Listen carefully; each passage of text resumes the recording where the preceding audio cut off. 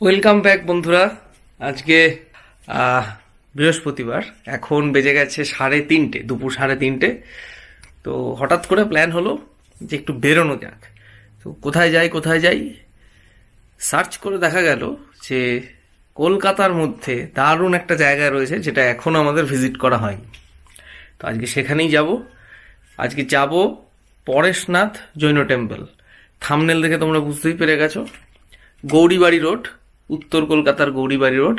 সেখানে কলকাতার অন্যতম সুন্দর একটি স্থাপত্য পরেশনাথ জৈন টেম্পল, সেটা দেখতেই যাব। তো চলো তোমরাও আমাদের সাথে। বাকি ডিটেলস, যাওয়ার ডেসক্রিপশন, মন্দিরের টাইমিংস, বাকি সব ভিডিওর মধ্যে যেতে যেতে বলছি। আরেকটা কথা, কলকাতার সব থেকে বড় জগন্নাথ মন্দিরের ভিডিও কিন্তু ইতিমধ্যেই চ্যানেলে আপলোড হয়ে গেছে। যদি দেখে না থাকো, আমি আই বাটন এবং ডেসক্রিপশন বক্সে লিঙ্ক দিয়ে দিচ্ছি, অবশ্যই গিয়ে দেখে নাও। আশা করি ভালো লাগবে। তো চলো, বাকি কথা যেতে যেতে হচ্ছে। তো বন্ধুরা, চলে এলাম মোটোব্লগিং মোডে। আমরা বালিখালটা ক্রস করে এখন বাদিকে বালি ব্রিজে উঠবো। রুট প্ল্যানটা একটু বলে দিই। কোন্নগর থেকে পরেশনাথ জৈন টেম্পলের দূরত্ব প্রায় 50 কিলোমিটার। সময় লাগার কথা আধ ঘন্টা থেকে 45 মিনিট। আমরা বালি ব্রিজ চলে এসেছি। বালি ব্রিজ হয়ে ডানলপ ধরবো। ডানলপ থেকে ডান দিকে বিটি রোড হয়ে টালায় যে নতুন ব্রিজটা হয়েছে সেটা ধরবো। সেখান থেকে বাদিকে ক্যানাল রোড ধরে সোজা গৌরীবাড়ি মোড়।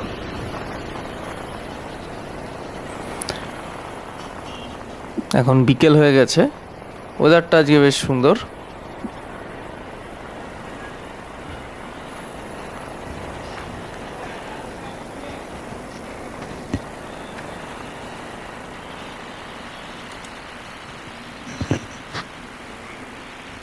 চলে এসেছি ডানলপ ব্রিজ।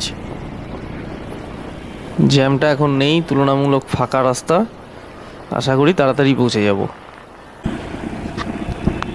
চলে এসেছি বিটি রোড। এখান থেকে সোজা টালা ব্রিজ।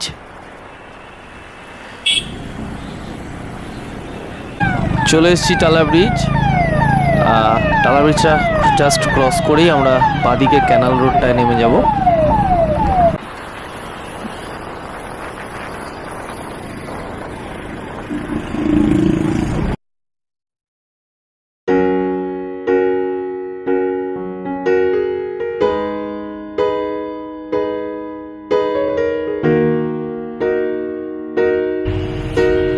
তো বন্ধুরা, আমরা এসে গেছি পরেশনাথ মন্দির। এখানে 4টে মন্দির আছে। প্রথমে আমরা যাব শীতলনাথজি মন্দির। চলো তোমরা আমাদের সাথে। মূল মন্দির কম্পাউন্ডের বাইরের যে দেওয়াল, তার দুদিকেই রয়েছে 23তম জৈন তীর্থঙ্কর পরেশনাথের জীবনের বিভিন্ন বর্ণিত চিত্র। এই রাস্তা ধরে সোজা গেলে বাদিকে প্রথম পড়বে শীতলনাথজির মন্দির। এটি হলো শীতলনাথজির মন্দিরের মূল ফটক। এর বাইরে রয়েছে পার্কিং এরিয়া।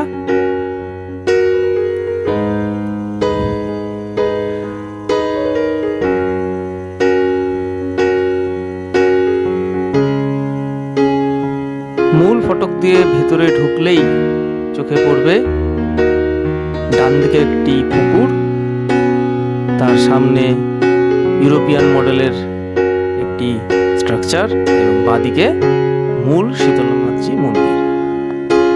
সমগ্র মন্দির চত্বরটি অসাধারণ শিল্পকর্মে ভরে রয়েছে।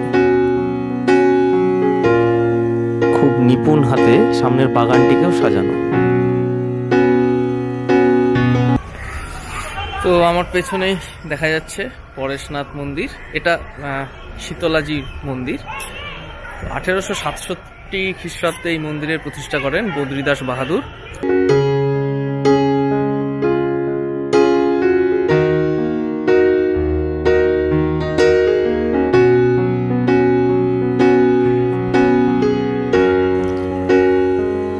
আমরা যেদিন এসেছিলাম সেদিন আলো কিছুটা কম থাকায় ছবি খুব ভালো ওঠেনি। তবু দেখানোর চেষ্টা করছি। ইনি হলেন বদ্রীদাস বাহাদুর। এই বদ্রীদাস বাহাদুর 1867 খ্রিস্টাব্দে দশম জৈন তীর্থঙ্কর শীতলনাথজির উদ্দেশ্যে এই মন্দিরটি নির্মাণ করেন।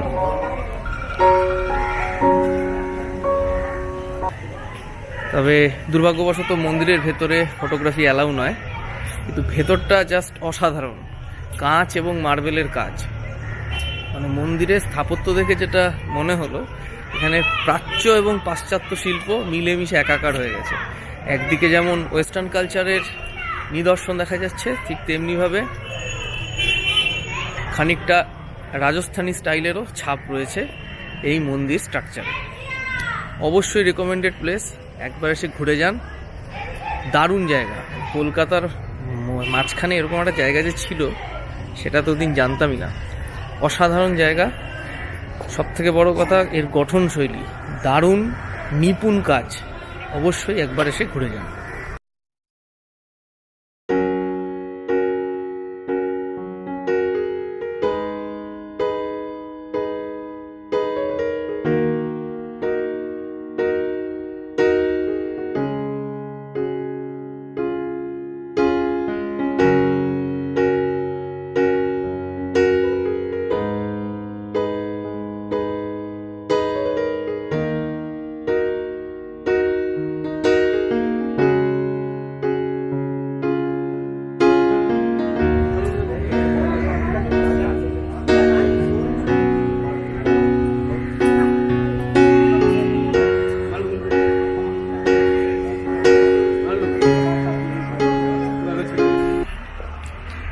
আমি জানি না ক্যামেরায় বোঝা যাচ্ছে কিনা, এই মন্দিরের গায়ে পুরোটাই কাঁচের কাজ আর কি।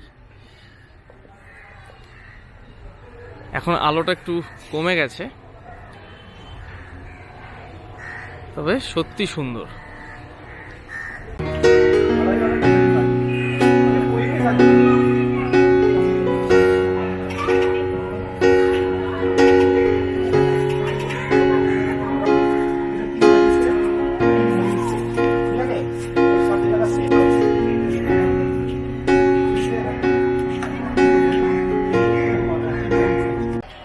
মন্দির চত্বরের পাশেই রয়েছে লেডিজ এবং জেন্টস টয়লেটের ব্যবস্থা। দারুণ একটা জায়গা দেখলাম আর এত সুন্দর জায়গা কলকাতার বুকে, কলকাতার মধ্যে মনে হচ্ছে রাজস্থানে চলে এসেছে, এরকম একটা ব্যাপার। কখনো কখনো মনে হচ্ছে রাজবাড়িতে চলে এসেছে। পুরোনো দিনের একটা ছাপ রয়েছে গঠনশৈলীর মধ্যে। পাঁচিলের বাইরে আরেকটা মন্দির দেখা যাচ্ছে।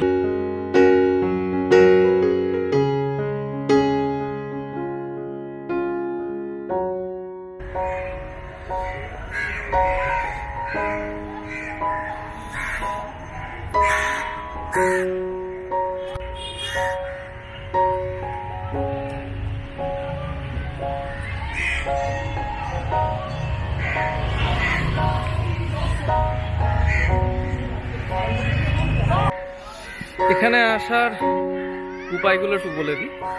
বাই রোড এলে আমরা যেভাবে এলাম দেখতেই পেলেন। মেট্রোতে এলে আপনি চলে আসতে পারেন শোভাবাজার সুতানুটি মেট্রো স্টেশন, সেখানে নেমে অটো ধরে গৌরীবাড়ি, আর হাওড়া থেকে বাসে করে এলে গৌরীবাড়ি স্টপেজে নামতে হবে।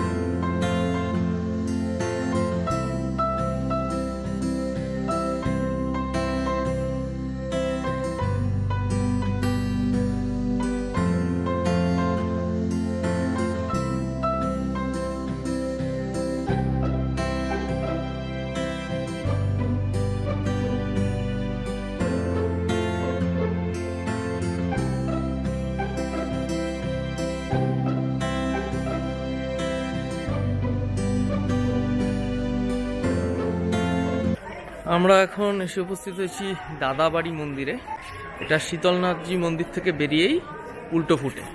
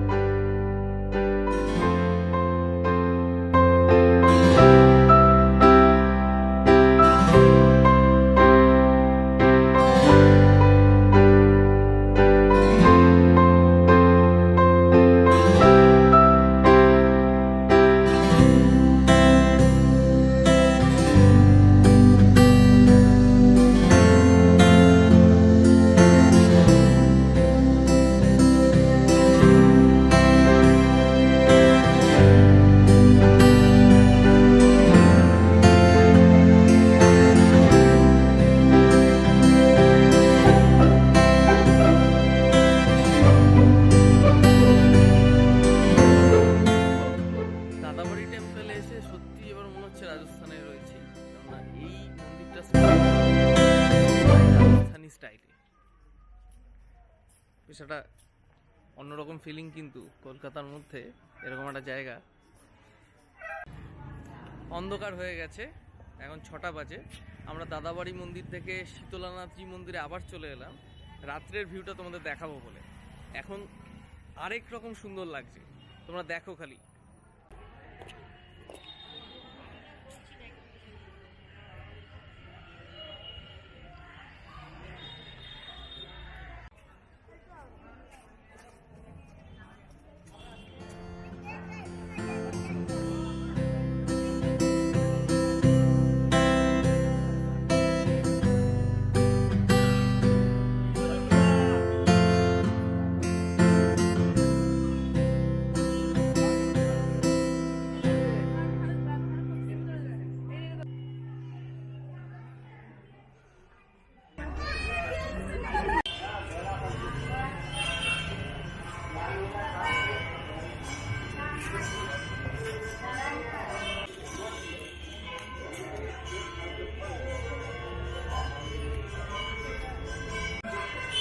আমরা চলে এসেছি এখন চন্দ্রপ্রভুজি মন্দিরে, যদিও অন্ধকার হয়ে গেছে, তবু চেষ্টা করছি যতটা দেখানো যায়।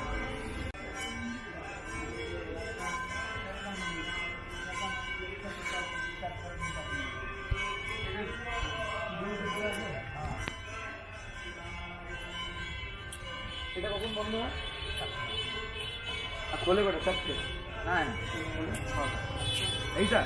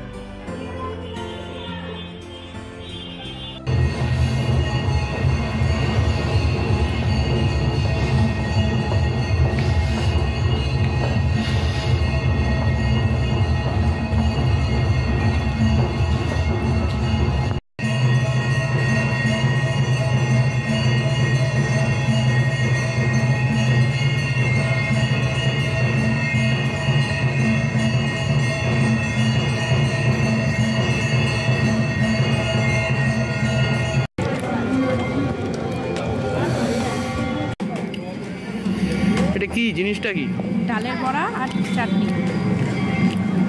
অলরেডি হাফ হয়ে গেছে প্যাকেট। তো এখন ডালের বড়া চাটনি চলছে। সন্ধে হয়ে গেছে, আমরা মন্দির থেকে বেরিয়ে গেছি। এটা খেয়ে একটু চা খেয়ে তারপর বাড়ির দিকে রওনা দেব।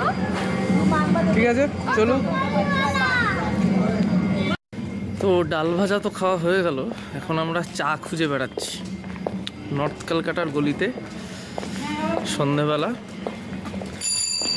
চায়ের সন্ধান চলছে।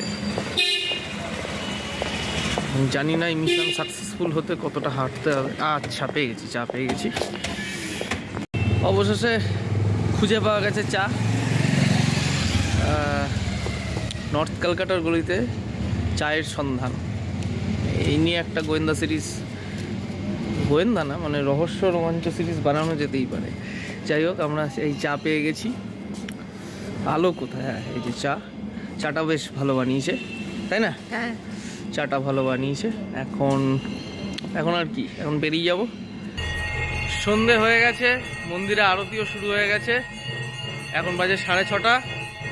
ভেতরে এখন আর ঢুকতে দিচ্ছে না, নাহলে আরতিটা দেখানোর ইচ্ছা ছিল। যাই হোক, আজকের মতো ট্রিপ এখানেই কমপ্লিট হলো। ভিডিওটা কেমন লাগলো জানাতে ভুলবেন না। যদি ভালো লেগে থাকে লাইক করবেন, চ্যানেলটাকে সাবস্ক্রাইব করবেন আর বন্ধুদের সাথে শেয়ার করবেন। পরবর্তী ভিডিও খুব শিগগিরই আসছে। ততক্ষণ সুস্থ থাকুন, ভালো থাকুন আর ঘুরতে থাকুন।